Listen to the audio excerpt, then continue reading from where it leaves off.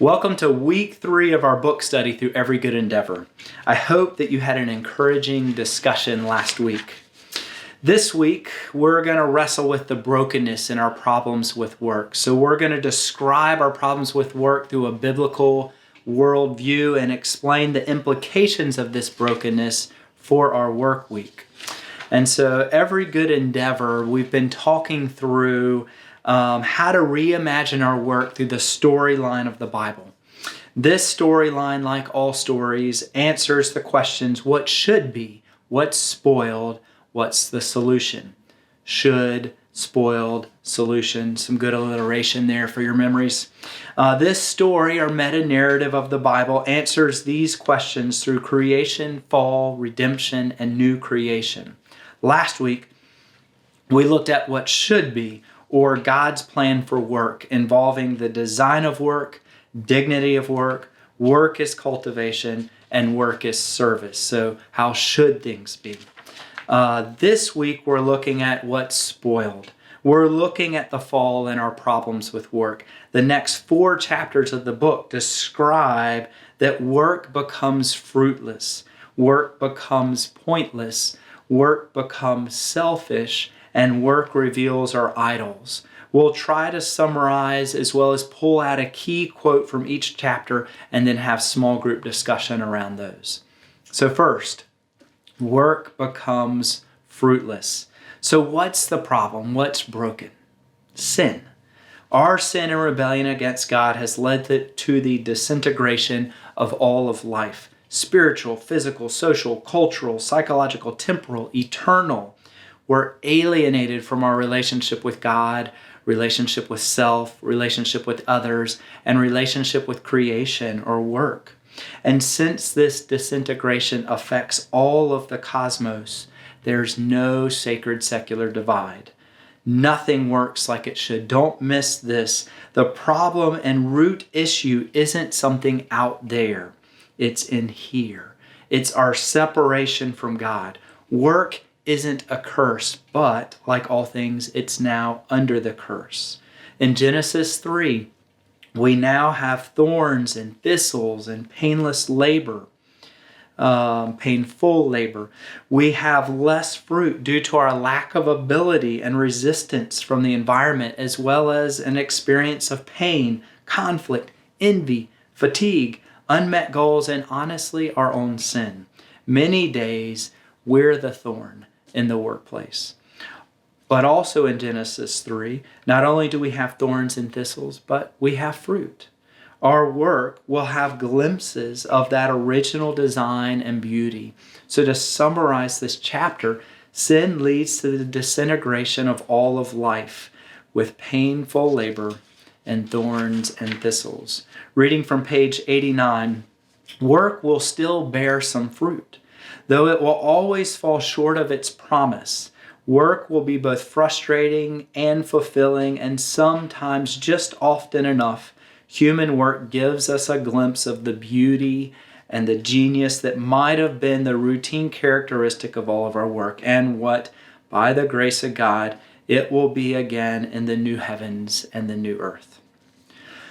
So not only does work become fruitless, but work becomes pointless. In Ecclesiastes, the philosopher chases a meaningful life through 3 life projects. One of those projects involves meaning from achievement through work. The conclusion of this and all 3 projects: meaningless. Hard works meaningless under the sun or in and of themselves. Now, there's brokenness in our satisfaction with work. We're dissatisfied due to our alienations and due to our choices. So dissatisfaction from our alienations.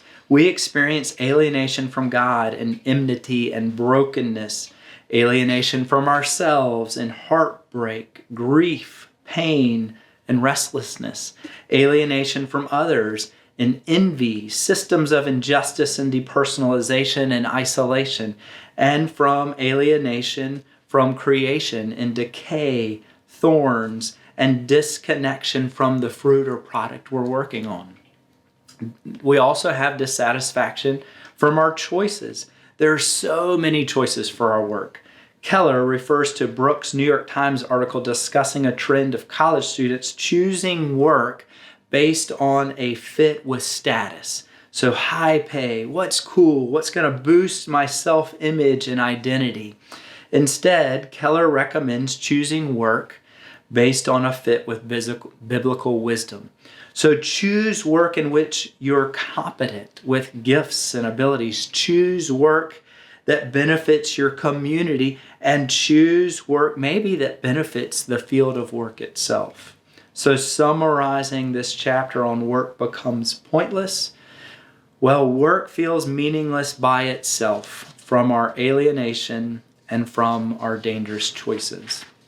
So reading from page 93, nothing within this world is sufficient basis for a meaningful life here. If we base our lives on work and achievement, on love and pleasure, or on knowledge and learning, our existence becomes anxious and fragile because circumstances in life are always threatening the very foundation of our lives, and death inevitably strips us of everything we hold dear. Ecclesiastes is an argument that existential dependence on a gracious creator God, not only abstract belief, is a precondition for an unshakable, purposeful life. So Ecclesiastes 4 does encourage us. We can have some satisfaction from balancing our toil and our tranquility. We can have some satisfaction in our toil as we serve others and serve the work.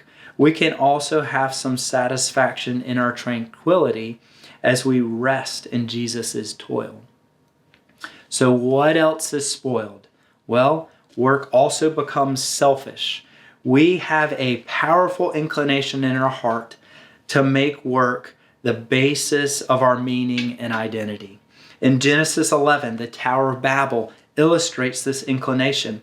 We see the use of new technology and talents in the bricks and building techniques to prove that I'm special, or this idol of the individual, as well as to make a name for ourselves or an idol of the group to prove that we're special. We're trying to construct, pun intended, an identity for our worth, power, and glory.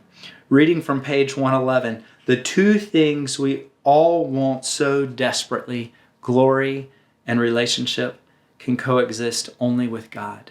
So to summarize this chapter, we use work many days for meaning and identity in order to make a name for ourselves with these idols of self and of the group. And so to read from page 123, if you see Esther not as an example, but as a pointer to Jesus, and if you see Jesus not as an example, but as a Savior doing these things for you personally, then you will see how valuable you are to Him. Meditate on these truths, and the truth will change your identity.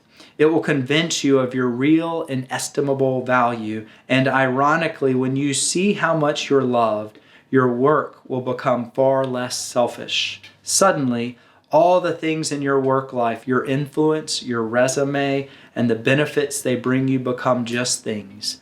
You can risk them, spend them, and even lose them. And so the book of Esther encourages us in our selfishness.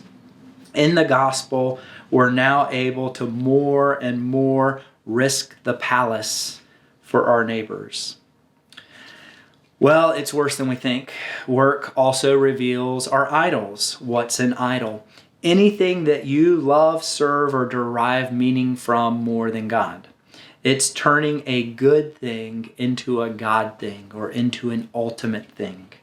In short, it's our self-salvation projects. Martin Luther argued that we never break the other commandments without breaking the first one.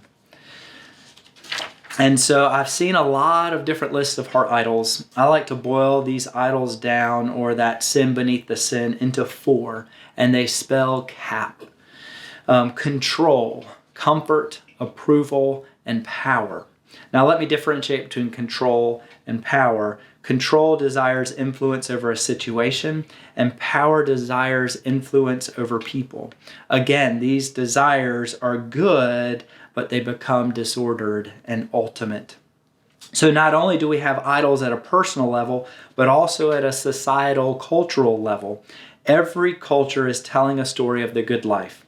There's 3 clusters of these stories, not to get into the weeds, but a traditional, a modern, and a postmodern. And so here's a modern example of that good life story. The good life involves freedom to choose happiness for yourself. In this material world, you do this through your self-knowledge and your reason. Sound familiar? So to summarize chapter 8, work reveals our idols when a good thing becomes a God thing, and where we trust anything other than God for control, security, significance, satisfaction, and beauty at this individual level and the cultural level.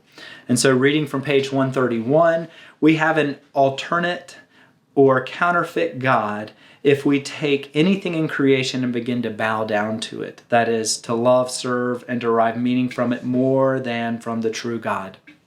Because we can set up idols in our hearts, we recognize that making an image of something is not necessarily a physical process, but is certainly a spiritual and psychological one. It means imagining and trusting anything to deliver the control, security, significance, satisfaction, and beauty that only the real God can give. It means turning a good thing into an ultimate thing. And so what will put things right? What's the solution?